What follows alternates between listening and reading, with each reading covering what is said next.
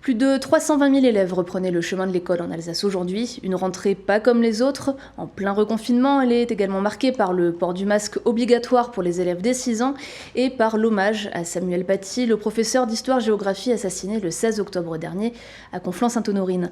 À 11h, une minute de silence devait être observée dans les établissements. Les professeurs ont également lu à leurs élèves la lettre de Jean Jaurès aux instituteurs. Mais un préavis de grève avait été déposé par le syndicat national des enseignants, SNES-FSU. En cause, la suppression des heures destinées à la préparation de cet hommage et le flou dans les informations sur la reprise. On écoute Arnaud Sigrist, co-secrétaire académique du SNES-FSU. Cette rentrée s'est passée de manière un peu acrobatique, en sachant qu'on avait en même temps le plan Vigipirate qui se mettait en place et l'hommage à Samuel Paty, mais sans temps de préparation. Le gros problème a été les infos contradictoires et surtout changeantes d'une journée à l'autre, ce qui ne permettait pas un réel temps de préparation.